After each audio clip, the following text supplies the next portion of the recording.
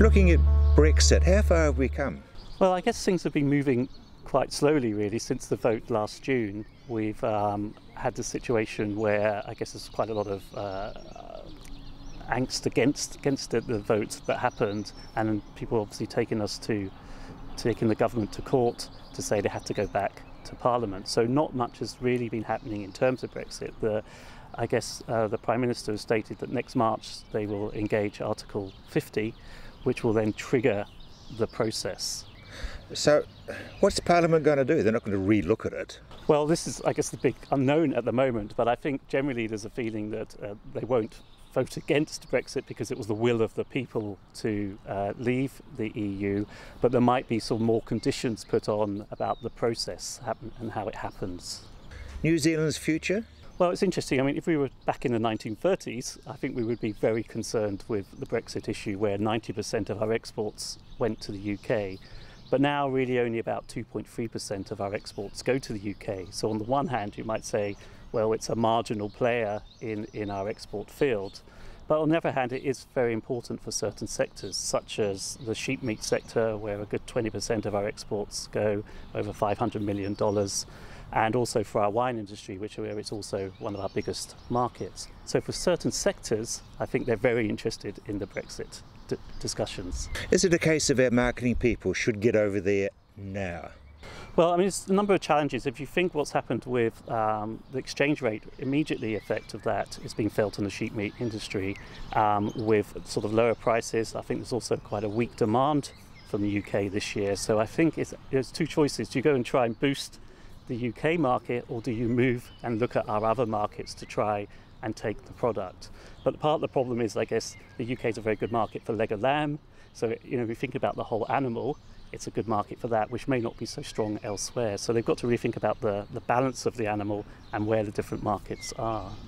When's it going to affect New Zealand exporters, or is it already? Well, the immediate effect already been felt through the exchange rate. I mean, we've had good, gone down from $2.15 for each pound to a New Zealand dollar, down to $1.70 at the moment. So it's been a huge fall in the value of the pound, huge strengthening of the New Zealand dollar, and that has a very big direct impact on the lamb prices.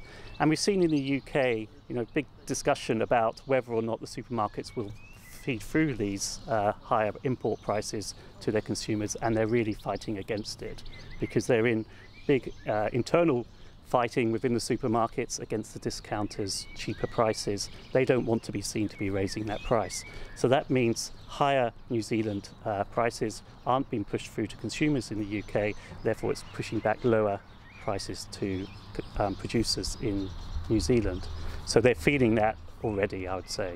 And of course that's going to change the consumption rate as well. Yes, that's right. I mean, if prices do rise in the UK, I mean, lamb is already seen, we're talking mainly about lamb here because that's the main export product. Lamb is already seen as a very expensive product in the UK in relation to beef, chicken and other products.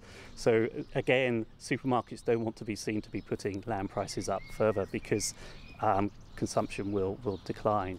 Crystal ball, 2 and 5 years out? Well, it really depends. There's the two things that really depend on the issues. We've had this impact with the exchange rate already, but really what happens is, what's the trade relationship between the EU and the UK look like? How free is that trade going to be? And also, how much are the UK going to look around the rest of the world for trade opportunities? So in some ways we could see in the longer term there's going to be opportunities for the New Zealand to, I guess in one way, rekindle its relationship with the UK. So that could be good, and especially maybe spaces for New Zealand to replace some EU products in the UK.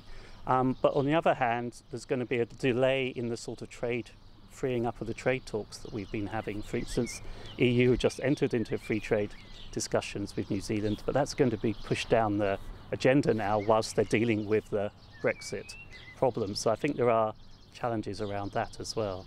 We've still got that other end of the season advantage though, haven't we? Because our winter's their summer, and vice versa. Yes, and you would think so, but it's very interesting that only last week or so, the Scottish Waitrose have said they're not going to import any New Zealand lamb this year.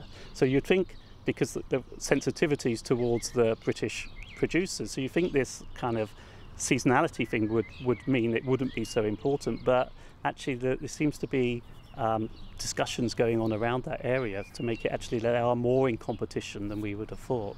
So the red tractor's coming out again? Yes, yeah, no, I think that's that, and that's probably a lot of behind the Brexit discussions as well. So, you know, there are challenges to that, and again, there's issues about a lot of, you know, the UK exports as much sheep meat as it imports almost to France and others, and again, if that trading relationship's damaged by Brexit, it might mean that there's more lamb on the UK market that hasn't been able to be exported, which could compete with New Zealand, again putting pressure on the New Zealand prices. So is it just a case of sit and watch? Yeah, I mean, I think obviously we don't know how this is going to evolve, but I think that we clearly, although I'm saying overall the percentage of our trade with the UK is not that high, we still need to be aware of what's going on and react to that.